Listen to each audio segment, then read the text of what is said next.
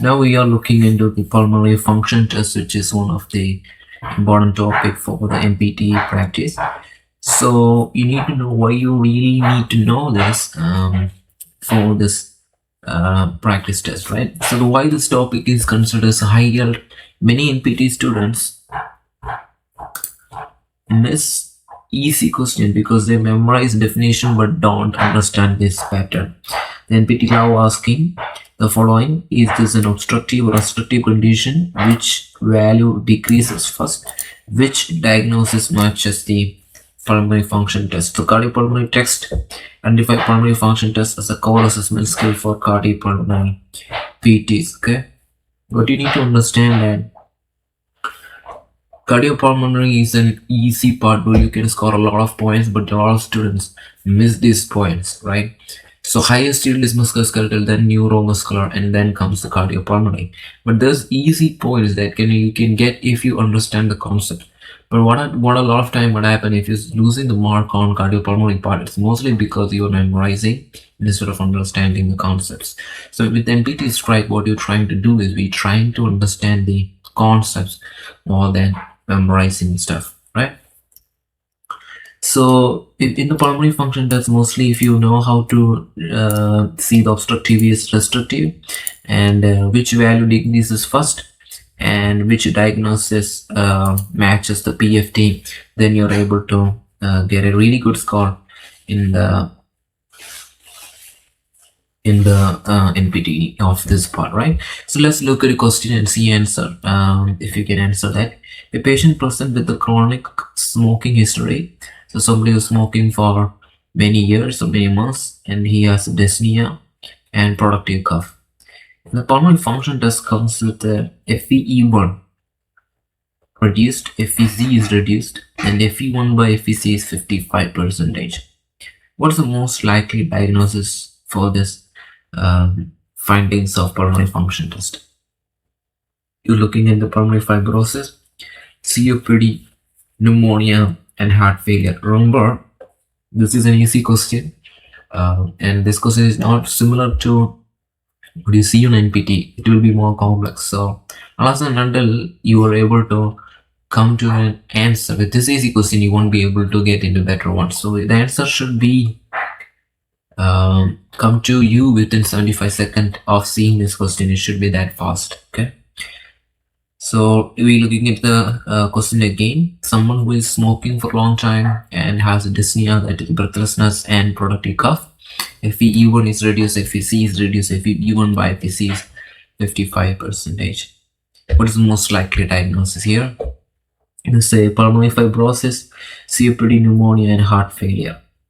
The answer is COPD. Now, how will you reason this, right? It's not memorizing. So when you get a pulmonary function test question, the first thing you need to look into is the FeE1 by FeC ratio. So FeE1 FeC ratio is 70 to 80%. That is considered normal if you're a normal person, right? This patient is 55%. So if FeE1 by FeC is reduced in this patient, that indicate is an obstructive condition. So in this, which one is obstructive? COPD is an obstructive, right? And usually what happens if someone who is smoking for a long time, he has COPD, that's the classic one. So from that you can come to an obstructive conclusion. So obstructive, trouble getting air out, patient blows out, air get trapped, cannot empty the lungs, so there is no obstruction. So normal lung air is going this is normal lung air is going out really smooth, right, without any obstruction. But in a COPD patient, what happens is the air gets trapped in the. So when you get an FeE1 by FeC PFT question, we were looking at the FeE1 by FeC, whether C is obstructive or restrictive. Columns of obstructive disease is COPD, emphysema, chronic bronchitis, and asthma. Okay. We will be looking into these conditions in the later. So low ratio is obstructive. FeE1 falls more than FeC, ratio decreases. Okay. Let's look at different another question, so you will be able to understand the concept a little more. One thing you need to keep in mind is the normal value of Fe1 by Fec. This is what you need to remember. Remember that. Let's put that in as red color. So 70 to 80 percentage is something you need to remember. That's a normal ratio, right? If that goes below, that can be an obstructive condition. Okay, so low ratio is obstructive. Below the normal value is obstructive. I don't like that color.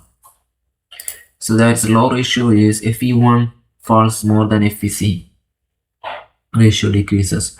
So Fe1 by Fec ratio, the idea is how much forced expiratory volume in a second, the first second of forced expiration. So if I'm expiring forcefully, giving that PFT, the functional measurement machine, and you ask them to breathe out in the first 1 second, how much breath they are able to breathe out. That is what matters in the first second of the total forced expiration. So if I am breathing out in that 1 second of that breathing out, how much air was able to come out, that is the forced expiration, V1. The FBC is the total amount of air I was able to breathe out when I am doing a forced expiration. Now that should be 70 to 80 percentage, and if that is below that 70 to 80 percentage, 70 percentage, that can be a obstructive condition. So that's how you know it's obstructive. That's why it says low ratio is obstructive. And you need to know the common obstructive condition. Most commonly asked will be COPD, then emphysema, chronic bronchitis, and asthma. We will do these pathologies later in the part. So question 2, which disease is most likely to produce the following? Fe1 by Fec is 85, Fec is severely reduced. Total amount of breath they can breathe out is reduced there. So COPD, asthma, restrictive lung disease, and emphysema, which will be the answer. Right. So this is a restrictive lung disease. This is a classic of restrictive lung disease. Hope you got it right. If not, let's look at the reasoning. Why? So ratio is normal. When the ratio is normal or elevated, that means the amount of air in the lung is less. So if I'm not breathing in enough air, I cannot breathe out enough air out, right? So that's why FEC is coming down now. So that's a classic restrictive pattern. So that's more into a restrictive lung disease. Okay. So with the restrictive issue, you won't be able to get air in. So there's a long lungs, there's a small lungs, or the lung is not able to take the breath in. So if not, breath is not coming in, you won't be able to breathe out. So that is a restrictive one. So FEC will be one that will be severely reduced. Okay, so FEC will be severely reduced in a restrictive, and Fe1 by FEC will be normal or more. So picture example, there's a normal lung and there's a restrictive lung where the smaller one, right? Smaller one is restrictive. There's not able to bring in air in. Common restrictive condition were pulmonary fibrosis, ARDS, scoliosis, obesity, and neuromuscular disorders. Okay. What you know, ARDS, acute respiratory distress syndrome. Obesity, patient won't be able to take the breath in, and even neuromuscular condition like GBS, if they affect the diaphragm, right? It'd be an issue with the restrictive disease. So question stem patient has a pulmonary fibrosis, immediately think about restrictive conditions. Question 3, looking at a question 3, which value represents amount of air force you exert in the first second? It's an easy one. 75 seconds, and the answer is FE1. Probably already knew it. It's a pretty easy one. Right, so deep dive. FeV1 of forced respiratory volume in 1 second, most important number in obstructive disease. So if you're looking at a case with obstructive, it's like COPD, you're looking at the FeV1. Is this down? Is it less than normal value? Right? Restrictive, it will be either normal, FeV1 by FVC ratio will be normal or more. And FVC will be significantly limited there because they are not able to bring the breath in. So how can they breathe out? The total volume of air coming out will be much lesser. Picture example, exhalation, amount removed. In the first second, how much air is removed out of lung? That is the FeV1.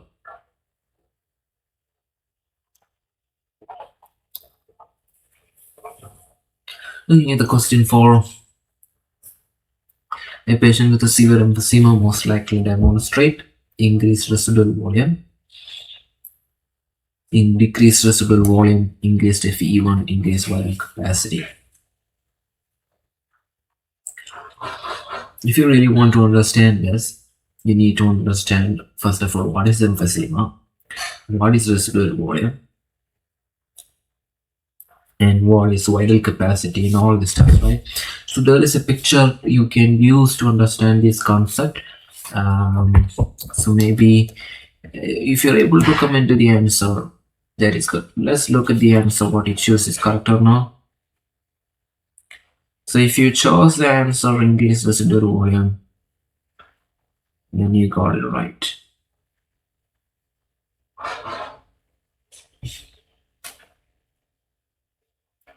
So with emphysema, what is happening is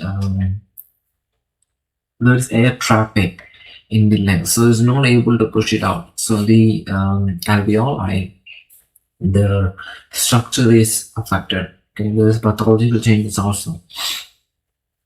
So with that, what happens is air is getting trapped. Patient cannot empty the lung, so the more air remains in the lungs. So that is a issue. So when with that, what happens is residual volume is water left in the lungs after you breathe out. Okay, so that is residual volume.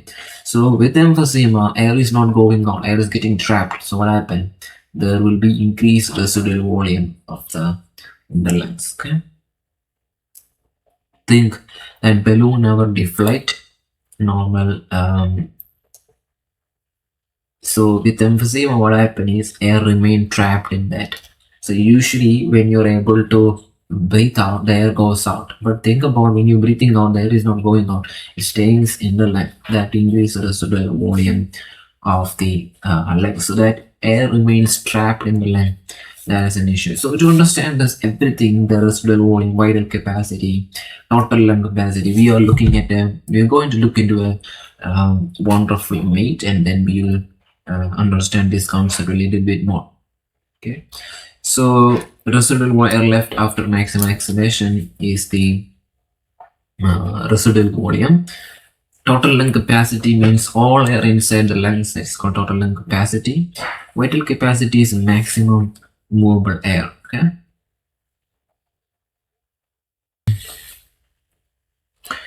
Now we are going into the question 5. The patient has barrel chest, is a smoker and hyperinflated. What is the most likely diagnosis of this patient? So this is a classical sign of one condition. If you know it, you already got the answer. So there is an option: pulmonary fibrosis, COPD, pleural effusion, and electrolyte access. So not just knowing these signs or the clinical syndromes, you need to know what is other conditions are also if you want to come into the final answer. So by this time you should have gotten that. If you got the answer COPD, you got it right. So barrel chest, hyperinflation, and a smoker. That is should lead into in the COPD answer right there. Now why? When there is a hyperinflation, they usually get a barrel kind of chest. Okay, the ribs will be flared in these people, and hyperinflation is because of the air trapping. So COPD is obstructive condition. The air gets trapped, they cannot breathe out the air. It's an obstructive condition there. So that is the classical sign of COPD. So when you get a case with the COPD, you need to understand the patient mind, how hyperinflation, inflated lungs, and they probably have a barrel chest, and there is an air trapping also, right?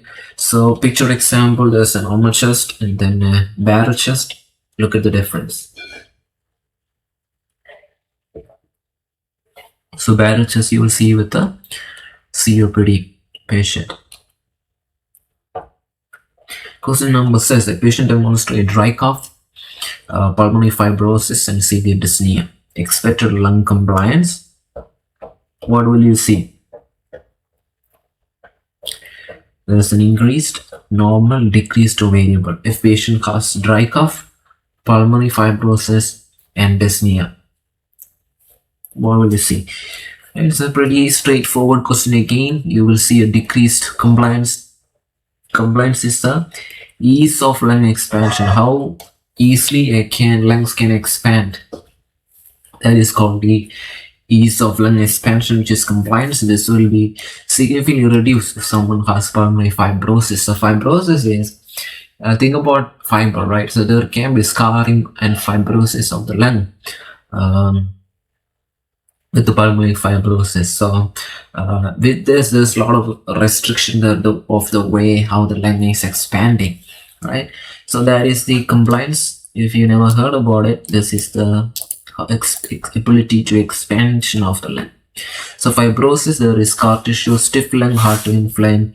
Compliance is decreased in this patient with the pulmonary fibrosis. So how will you remember this? Fibrosis is frozen, stiff, rigid, and hard to expand. That's how we remember pulmonary fibrosis. We are going into question number 7.